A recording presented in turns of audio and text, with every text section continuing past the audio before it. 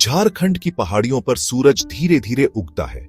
उसकी पहली हल्की किरणें पुराने साल की चोटियों को छूती हैं। उसकी पहली हल्की किरणें महुआ के पेड़ों की चोटियों को छूती हैं।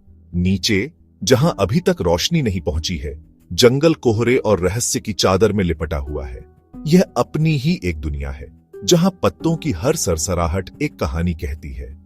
हर छाया में एक राज छिपा होता है। लोग इस जमीन को द लैंड ऑन फॉरेस्ट्स कहते हैं। ये जंगल सिर्फ पेड़ों का कलेक्शन नहीं, ये जीते जागते, सांस लेते एंटिटीज हैं। इन्होंने कई एम्पायर्स को उठते गिरते देखा है। इन्होंने अनगिनत जनरेशंस को पनाह दी है। ये इस जमीन और लोगों की आत्मा अपने गहरे हरे दिल में संजोए हुए हैं। इन जंगलों में चलना ऐसा लगता है जैसे समय में पीछे चले गए हों। हवा ठंडी हो जाती है, नम मिट्टी की खुशबू, खिलते वाइल्ड फ्लावर्स की खुशबू। शहर की आवाजें गायब हो जाती हैं, नेचर की सिम्फनी ले लेती है। दूर से कोयल की आवाज सुनाई दे सकती है। दूर से बंदरों की खुशी भरी बकबक सुनाई दे सकती है। दूर से छिपे झरने की हल्की कलकल सुनाई दे सकती है। ये जगह आपको धीमा होने, सुनने और ऑब्जर्व करने के लिए कहती है। जंगल के राज जल्दबाजी करने वालों पर नहीं खुलते। वे फुसफुसाते हैं उन लोगों से जो पेशेंस रखते हैं। बहुत से लोग मानते हैं ये जंगल जादुई है, ये स्पिरिट्स का घर है, दयालु स्पिरिट्स। ये स्पिरिट्स का घर है, शरारती स्पिरिट्स। ये स्पिरिट्स पेड़ों और जानवरों की रक्षा करते हैं। मैप बनने या शहर बनने से बहुत पहले झारखंड की आदिवासी ट्राइब्स इन जंगलों को अपना घर कहती थीं। संथाल, मुंडा, उरांव और कई अन्य वे सिर्फ जंगल में रहने वाले लोग नहीं हैं। वे खुद जंगल का हिस्सा हैं। उनकी लाइफ सीजन के रिदम, चांद के साइकिल और उनके आसपास के हर प्लांट और एनिमल की लाइफ से जुड़ी हुई है। उनका अपने एनवायरनमेंट से गहरा स्पिरिचुअल कनेक्शन है। कहानियां, गाने, टाइमलेस रिचुअल्स एक जनरेशन से दूसरी जनरेशन तक पहुंचता है। जंगल के बारे में उनका नॉलेज बहुत ज्यादा है। एक विजडम की लाइब्रेरी जो हजारों सालों से इकट्ठा की गई है। आदिवासी लाइफस्टाइल सुंदर सरलता है और नेचर के लिए गहरे सम्मान में से एक है। वे केवल उतना ही लेते हैं जितनी उन्हें जरूरत होती है और हमेशा किसी न किसी तरह से वापस देते हैं। झारखंड के जंगल एक हलचल भरा किंगडम है जो हर शेप और साइज के क्रिएचर्स से भरे हुए हैं। जैसे जैसे आप अंदर जाते हैं, आप उनके दायरे में आ जाते हैं। एक ऐसी दुनिया जहां वे सच्चे रूलर हैं। इनमें सबसे शानदार है हाथी, एक जेंटल जाइंट जो घने बांस के झुरमुटों में झुंडों में घूमता है। हाथियों के एक परिवार को नदी में नहाते हुए देखना, एक मां अपने बच्चे को झाड़ियों से गाइड कर रही है। वे जंगल के आर्किटेक्ट हैं, रास्ते साफ करते हैं और बीज फैलाते हैं जब वे यात्रा करते हैं। लोकल ट्राइब्स उनका बहुत सम्मान करते हैं। उन्हें जंगल के बुद्धिमान और शक्तिशाली गार्डियन मानते हैं। लेकिन जंगल में और भी मुश्किल से दिखने वाले इनहैबिटेंट्स भी हैं। परछाइयों में छिपा तेंदुआ चुपचाप चलता है।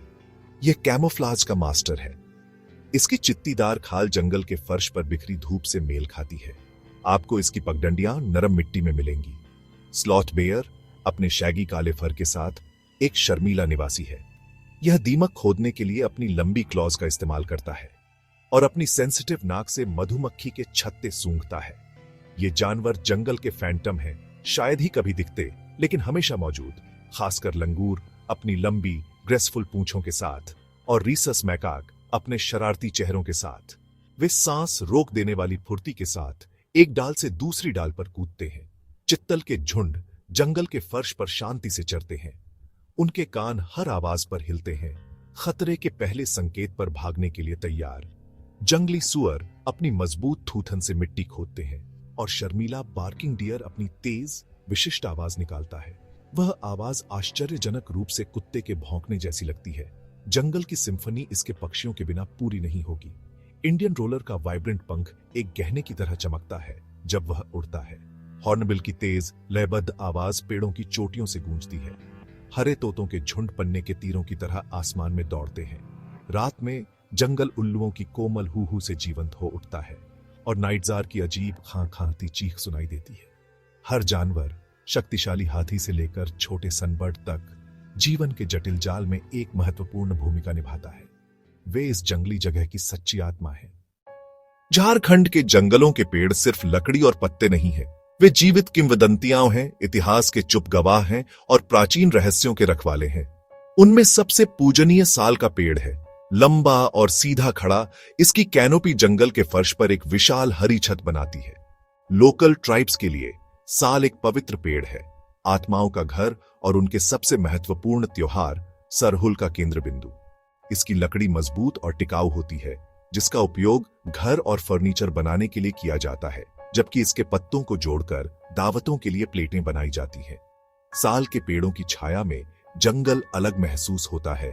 यह अधिक पुराना, बुद्धिमान और शांतिपूर्ण महसूस होता है। एक और पेड़ जो यहाँ के जीवन के ताने बाने में गहराई से बुना हुआ है, वह महुआ है। वसंत में इसके मीठे गूदेदार फूल एक सुगंधित कालीन की तरह जमीन पर गिरते हैं। फूलों की कालीन और उनकी मादक गंध पक्षियों, जानवरों और लोगों को समान रूप से आकर्षित करता है। आदिवासी समुदाय इन फूलों को बड़े आनंद के साथ इकट्ठा करते हैं, क्योंकि वे भोजन और आय का एक महत्वपूर्ण स्रोत हैं। ताजा खाया जाता है, बाद में उपयोग के लिए सुखाया जाता है या एक पारंपरिक स्थानीय पेय बनाने के लिए फर्मेंट किया जाता है। महुआ फल के बीज से एक मूल्यवान तेल निकलता है, जिसका उपयोग खाना पकाने के लिए किया जाता है और दीपक जलाने के लिए किया जाता है। हर वसंत में झारखंड के जंगल जीवन के एक जॉयफुल सेलिब्रेशन में फूट पड़ते हैं, और इस त्योहार के दिल में, जिसे सरहुल के नाम से जाना जाता है, साल के फूल का खिलना है। लेकिन यह सिर्फ एक फूल नहीं है, यह एक सुंदर और प्राचीन लेजेंड में लिपटा एक सिंबल है। कहानी यह है कि बहुत बहुत पहले सूर्यदेव या सिंह बोंगा एक दुल्हन की तलाश में थे। उन्होंने आकाश और पृथ्वी पर यात्रा की, लेकिन उनका दिल अछूता रहा। एक दिन उन्होंने पृथ्वी पर देखा और उन्हें धरणी, पृथ्वी देवी दिखीं। वह सुंदर, धैर्यवान और जीवन से भरपूर थीं। उन्हें तुरंत प्यार हो गया और वे उन्हें अपनी पत्नी बनाना चाहते थे। वे शादी का प्रपोजल देने के लिए पृथ्वी पर उतरे, लेकिन धरणी शर्मीली थीं। उन्होंने उनसे कहा कि वह उनसे शादी करेंगी, लेकिन तभी जब वे यह साबित कर सकें कि उनका प्यार सच्चा और शाश्वत है। सूर्यदेव सहमत हो गए। तो धरणी ने एक शर्त रखी। उन्होंने कहा, मैं ठंडी सर्दियों के महीनों के लिए पृथ्वी में पीछे हट जाऊंगी। अगर आपका प्यार सच्चा है तो आप मेरा इंतजार करेंगे, और वसंत में जब मैं वापस आऊंगी तो एक भव्य सेलिब्रेशन के साथ मेरा स्वागत करेंगे। सूर्यदेव ने इंतजार करने का वादा किया।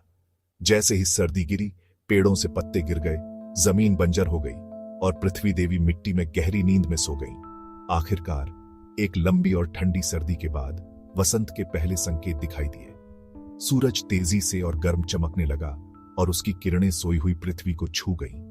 धरणी को उनकी नींद से जगा दिया। जैसे ही वह उठी, जीवन जमीन पर लौट आया। पेड़ों पर नए पत्ते फूटे, नदियां नए जोश के साथ बहने लगी, पक्षी अपने जॉयफुल गाने गाने लगे। इस भव्य पुनर्मिलन को चिन्हित करने के लिए जंगल के सभी पेड़ खिल उठे, लेकिन सबसे सुंदर और महत्वपूर्ण साल के पेड़ के फूल थे। ये नाजुक, सुगंधित फूल इस बात का संकेत थे कि पृथ्वी ने सूर्य के प्यार को स्वीकार कर लिया था और उनका दिव्य विवाह पूरा हो गया था। यही कारण है कि आज भी झारखंड की आदिवासी ट्राइब्स सरहुल मनाती है। यह सूर्य और पृथ्वी के पवित्र मिलन का सम्मान करने का त्योहार है। उर्वरता, नए जीवन और प्रकृति की एंड्यूरिंग शक्ति का सेलिब्रेशन है। गांव का पुजारी या पहन साल के फूल सरना पवित्र वन में लाता है और एक भरपूर फसल और समुदाय की भलाई के लिए प्रार्थना करता है। यह त्योहार रंग, संगीत और नृत्य का दंगा होता है, क्योंकि लोग प्रकृति के पुनर्जागरण का जश्न मनाते हैं। सरहुल फूल की लेजेंड आकाश, पृथ्वी और जंगल में सभी जीवित चीजों के बीच गहरे चक्रीय कनेक्शन की एक सुंदर याद दिलाता है। सारंडा जंगल के गहरे अंदर, जिसका मतलब है 700 पहाड़ियों की भूमि, एक नदी बहती है जो एक दुखद कहानी फुसफुसाती है। लोकल लोग इसे सुवर्ण रेखा कहते हैं, सोने की एक लकीर। लेकिन वे इसके बारे में सावधानी से भी बात करते हैं, क्योंकि यह दो प्रेमियों की एक दुखद लेजेंड से जुड़ा है। कहानी एक युवा मुंडा लड़की सामा की बताती है और एक बहादुर युवा योद्धा छोटू की। वे एक दूसरे से बहुत प्यार करते थे और एक साथ अपनी जिंदगी बिताने का वादा किया था। हालांकि उनके प्यार का सुखद अंत होना तय नहीं था। सामा गांव के मुखिया की बेटी थी। उसे एक शक्तिशाली पड़ोसी मुखिया के बेटे से जोड़ा जाना तय था। जब पिता को यह पता चला, उन्होंने मिलने पर प्रतिबंध लगा दिया। दिल टूटने के बावजूद दोनों ने भागने का निर्णय लिया, जंगल के गहरे हिस्सों में और अधिक एकांत हिस्सों में, जहां कोई उन्हें ढूंढ न सके। एक चांदनी रहित रात को वे नदी के किनारे मिले, लेकिन उनका पीछा किया गया था और मुखिया के आदमी उन पर हमला करने आए। नदी के किनारे एक भयंकर लड़ाई छिड़ी। छोटू बहादुरी से लड़ा, लेकिन वह आउटनंबर्ड था। अफरा तफरी में एक भटका हुआ तीर सामा के दिल में लगा। वह गिरी। छोटू ने एक दर्द भरी चीख निकाली। दुश्मनों ने उसे काबू कर लिया। सामा ने नदी की ओर देखा और एक शाप फुसफुसाया। उसने कहा कि अब से कोई भी जीवित प्राणी यहाँ कभी थ्राइव नहीं करेगा। उसके आंसू नदी के प्रवाह के साथ मिल गए और उसका दुख बहता गया। लेजेंड कहती है कि सुवर्णरेखा में कोई मछली और कोई जलीय जीवन नहीं है। यह चुपचाप बहती है, जैसे शोक में दो प्रेमियों के शाश्वत दुख को ले जाती है। यह कहानी याद दिलाती है कि जंगल में सिर्फ खुशी नहीं, बल्कि गहरे दुख और नुकसान की गूंज भी है। झारखंड के ग्रामीण इलाकों में बिखरे हुए आपको प्राचीन जंगल के छोटे घने पैच मिलेंगे जो सदियों से अछूते रहे हैं। ये साधारण जंगल नहीं है, ये पवित्र ग्रोव्स हैं, जिन्हें सरना के नाम से जाना जाता है, जिन्हें झेरथान के नाम से जाना जाता है। आदिवासी समुदाय इन ग्रोव्स को सबसे पवित्र स्थान मानते हैं। इनके बारे में उनका विश्वास यही है, ये गांव के देवताओं का निवास है और ये उनके पूर्वजों की आत्माओं का भी घर है। एक सरना एक जीवित आउटडोर मंदिर है। यह पूजा का स्थान है जहां फिजिकल और स्पिरिचुअल वर्ल्ड का फासला पतला होता है। पवित्र ग्रोव से पेड़ काटना मना है, पवित्र ग्रोव से टहनी तोड़ना भी मना है। ये नियम कानून में नहीं लिखे, ये सांस्कृतिक और धार्मिक मान्यताओं में जमा है। इन्हें सोशल अंडरस्टैंडिंग और आत्माओं के डर से लागू किया जाता है। लोग केवल विशेष धार्मिक समारोहों के दौरान ग्रोव में आते हैं। लोग केवल त्योहारों के दौरान ग्रोव में आते हैं। इन समारोहों का नेतृत्व गांव का पुजारी पाहन करता है। सरहुल में पूरा गांव सरना में इकट्ठा होता है। वे साल के पेड़ों को प्रार्थनाएं अर्पित करते हैं। इन्हें संरक्षक देवता का घर माना जाता है।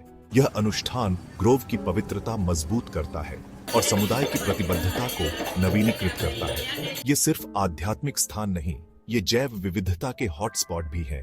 पीढ़ियों से बिना छेड़छाड़ रहे होने की वजह से ये ओरिजिनल फ्लोरा फौना के भंडार हैं। ये दुर्लभ पौधों के लिए अंतिम शरण है। ये लुप्त प्राय प्रजातियों के लिए भी है। इनमें कई औषधीय जड़ी बूटियां भी मिलती हैं।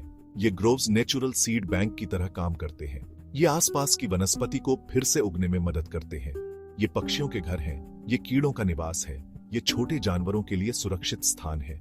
जब दुनिया के जंगल तेजी से घट रहे हैं, झारखंड के पवित्र ग्रोव्स पारंपरिक संरक्षण की शक्ति दिखाते हैं। ये सिखाते हैं कि विश्वास और संस्कृति प्रकृति की रक्षा कर सकते हैं। ये छोटे पैच लोगों और पर्यावरण के बीच सस्टेनेबल सह अस्तित्व का उदाहरण है। वे सिर्फ पेड़ों का समूह नहीं, वे समुदाय का आध्यात्मिक दिल है। वे एक जैविक खजाना है और अंत में इन्हें पवित्र मानना, इन्हें दिव्य घर समझना, यही प्रकृति की रक्षा का सबसे पुराना तरीका है। झारखंड के जंगल अपने प्राचीन रहस्यों और जीवंत जीवन के साथ एक स्वर्ग है, लेकिन यह ईडन नाजुक है। मॉडर्न वर्ल्ड का दबाव जंगल के दरवाजे पर दस्तक दे रहा है। स्टार्क कंट्रास्ट इमेज, एक साफ कटे हुए हिस्से के साथ खड़ा हरा पैच, दिखाता है कटाई की बर्बरता। संसाधनों की लगातार बढ़ती मांग के कारण बड़े पैमाने पर जंगल कटाई हुई है। सदियों से खड़े पेड़ लकड़ी के लिए काटे जा रहे हैं। खेती के लिए जमीन साफ की जा रही है और खानों और उद्योगों के लिए रास्ता बनाया जा रहा है। जैसे जैसे पेड़ गायब होते हैं, मिट्टी का कटाव होता है, धाराएं सूख जाती हैं और इकोसिस्टम का नाजुक संतुलन टूट जाता है।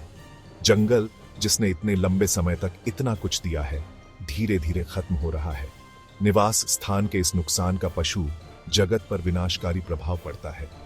राजसी हाथी अपने प्राचीन प्रवास मार्गों को राजमार्गों और नई बस्तियों से अवरुद्ध पाते हैं, जिससे मनुष्यों के साथ संघर्ष होता है। शर्मीले तेंदुए और भालू जंगल के छोटे और छोटे पॉकेट्स में सिकुड़ते जा रहे हैं।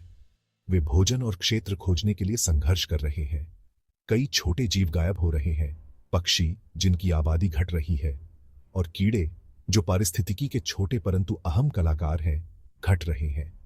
जंगल की सिम्फनी शांत होती जा रही है, क्योंकि एक एक करके इसके संगीतकार चुप हो जाते हैं। हम सिर्फ प्रजातियों को ही नहीं खो रहे हैं, बल्कि उन जटिल कनेक्शनों को भी खो रहे हैं जो उन्हें जीवन के जाल में एक साथ बांधते हैं। आदिवासी समुदाय, जंगल के सबसे पुराने संरक्षक, भी एक अनिश्चित भविष्य का सामना कर रहे हैं। जैसे जैसे जंगल सिकुड़ता है, उनकी पारंपरिक जीवन शैली को बनाए रखना तेजी से मुश्किल हो जाता है। जिन पौधों पर वे भोजन और दवा के लिए निर्भर करते हैं, वे दुर्लभ होते जा रहे हैं। और जमीन के साथ उनका आध्यात्मिक संबंध कमजोर हो रहा है। उनका प्राचीन ज्ञान जो सस्टेनेबल जीवन की कुंजी रखता है, हमेशा के लिए खो जाने के खतरे में है। जब हम जंगल खो देते हैं तो हम सिर्फ जैव विविधता ही नहीं खोते, बल्कि एक समृद्ध सांस्कृतिक विरासत और ज्ञान का भंडार भी खो देते हैं। इसलिए जंगल की रक्षा इसके स्वदेशी लोगों के अधिकारों और संस्कृति की रक्षा से अविभाज्य है। संरक्षण की आवश्यकता कभी इतनी अर्जेंट नहीं रही। हमें यह पहचानना होगा कि जंगल कोई अथाह संसाधन नहीं है जिसका शोषण किया जा सके, बल्कि एक कीमती जीवित प्रणाली है जो हम सभी का पोषण करती है। राष्ट्रीय उद्यानों, वन्य जीव अभयारण्यों और वनीकरण परियोजनाओं के माध्यम से संरक्षण के प्रयास किए जा रहे हैं, लेकिन सच्चा संरक्षण हमारी मानसिकता में बदलाव से शुरू होता है। हमें खड़े पेड़ के मूल्य को देखना सीखना चाहिए। हमें स्वच्छ नदी के महत्व को समझना होगा और आदिवासी लोगों की परंपराओं में निहित ज्ञान को। झारखंड के जंगलों की रक्षा का आह्वान हमारे अपने भविष्य की रक्षा का आह्वान है। एक ऐसा भविष्य जहाँ मनुष्य और प्रकृति और फिर सामंजस्य में एक साथ फल फूल सके। जैसे ही झारखंड के फुसफुसाते जंगलों से हमारी यात्रा खत्म होती है, हमारे पास सिर्फ कहानियां, तस्वीरें नहीं, हमारे पास ऑ की फीलिंग और रिस्पॉन्सिबिलिटी की भावना बचती है। हमने प्राचीन साल के पेड़ों की कैनोपी के नीचे चला है, नदी द्वारा फुसफुसाए गए लेजेंड्स को सुना है और उन क्रिएचर्स के सीक्रेट लाइफ को देखा है। हमने सीखा है कि जंगल कोई अंधेरी और खतरनाक जगह नहीं है, बल्कि यह आश्चर्य, ज्ञान और जीवन से भरी एक दुनिया है। यह एक भव्य जीवित लाइब्रेरी है जहां हर पत्ता, हर जीव और हर पत्थर की एक कहानी है। जंगल हमें जो सबसे बड़ा सबक सिखाता है वह कनेक्शन का है। सब कुछ जुड़ा हुआ है। पेड़ पक्षियों को आश्रय देते हैं, जानवर बीज फैलाते हैं, आदिवासी लोग दोनों की रक्षा करते हैं। यह नाजुक संतुलन जंगल को स्वस्थ रखता है। यह एक सबक है जिसे मॉडर्न वर्ल्ड में हमें सीखने की जरूरत है। हम नेचुरल वर्ल्ड से कट गए हैं। झारखंड के जंगल हमें याद दिलाते हैं कि हम नेचर का एक हिस्सा हैं, इससे अलग नहीं। इन जादुई जंगलों का भविष्य अब हमारे हाथों में है। क्या हम उन्हें आरी और बुलडोजर की आवाज से शांत होने देंगे, या हम उनकी फुसफुसाहट सुनेंगे और उनकी रक्षा करेंगे? चॉइस हमारी है। हम संरक्षण प्रयासों का समर्थन करके, स्वदेशी समुदायों की संस्कृति का सम्मान करके और अपने बच्चों को नेचुरल वर्ल्ड से प्यार करना और उसकी सराहना करना सिखाकर शुरुआत कर सकते हैं। हम पेड़ों से एक वादा कर सकते हैं, एक वादा कि हम उनके संरक्षक होंगे जैसे वे इतने लंबे समय से हमारे रहे हैं। तो अगली बार जब आप एक जंगल देखें तो सिर्फ पेड़ों का एक कलेक्शन न देखें, रहस्यों की एक दुनिया देखें जो खोजे जाने की प्रतीक्षा कर रही है। अनगिनत क्रिएचर्स का घर देखें, एक पवित्र स्थान देखें जिसने हजारों सालों से जीवन का पोषण किया है। झारखंड के जंगलों की आत्मा को अपने दिल में रखें। उनकी लचीलापन आपको इंस्पायर करे, उनकी सुंदरता आपको आश्चर्य से भर दे और उनकी सुरक्षा के लिए उनकी खामोश पुकार आपके कार्यों को गाइड करे। जंगल हमें बुला रहा है। यह समय है कि हम सुने, यह समय है कि हम अपना वादा करें।